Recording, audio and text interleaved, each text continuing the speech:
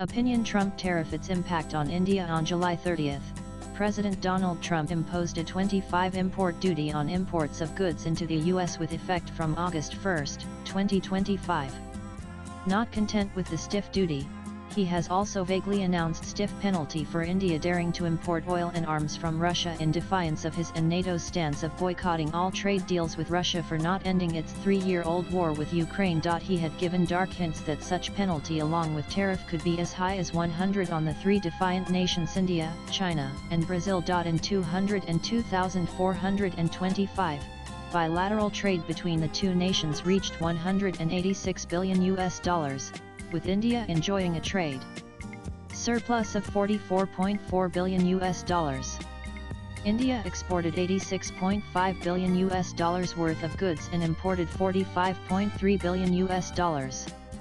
In services alone, it recorded a surplus of $3.20 billion. In the face of such a massive trade deficit, President Donald Trump was itching to up the ante. It is not as if the US was having trade deficit only with India. On the contrary, the United States has always had an overall trade deficit. This means the country imports more goods and services than it exports. In 2023, the U.S. goods and services trade deficit was $773.4 billion, according to the U.S. Bureau of Economic Analysis (BEA), with services surplus of $288.2 billion coming to its rescue to cut the massive deficit from import of goods of the staggering order of $1,061.7 billion. This is what has rankled the POTUS. While he is right in his slogan of "Mega Make America Great Again" by among other things manufacturing in the U.S., he is tilting at the windmills by ratcheting up import tariffs. His obsession with tariff has already started backfiring, what with the resultant reduced imports translating into inflation on the back of supply-side shortage. Those in the know therefore aver that it won't be long before Trump climbs down his high horse. Moreover, his record of rolling back his decisions and announcements has earned him the moniker Taco Trump always chickens out. It is therefore possible that the crushing tariff of 25% on imports from India may be a short-lived phenomenon. It is worth noting that he has exempted pharmaceutical imports from India from the twin pincer of stiff duty and penalty, which testifies to the fact that the U.S. healthcare system has got inured to generic imports from India, and Trump doesn't want to rock the sensitive healthcare budget of the nation. Japan and the EU have gotten away with a slap on their wrists 15% tariff on the back of heightened investments in the U.S. in step with the mega initiative of Trump.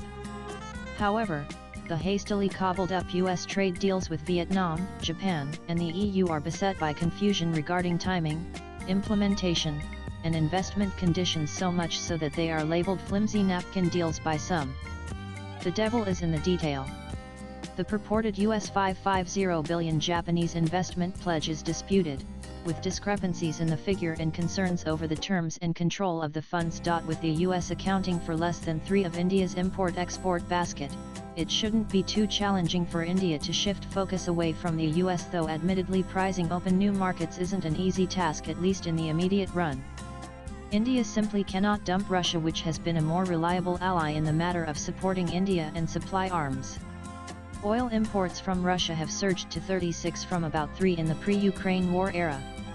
Besides cheaper prices, the gravitas is the rupee trade agreement that cushions India from the excessive dependence on the greenback. As for the US insistence on India opening up its markets for its farms, especially dairy products, the Indian government cannot be faulted for protecting Indian farmers from the deluge of imports from the US.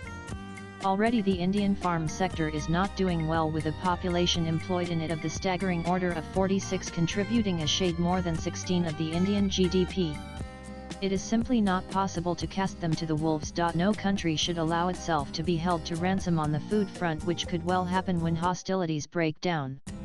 Iraq had to enter into oil for wheat deals, including with India, when the US choked it of food, including baby food, in its relentless desire to bring the then President Saddam Hussein to his knees.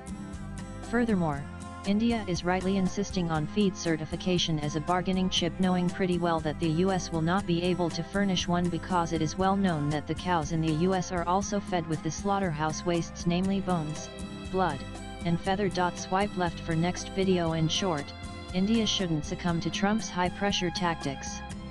Its repost should be Mega Make India Great Again by asking US manufacturers to set shop in India. FDI any day is better than unchecked imports. The writer is a senior columnist. He tweets Smerlid Heron. Views expressed in the above piece are personal and solely those of the author. They do not necessarily reflect NEWS18's views. Latest blogs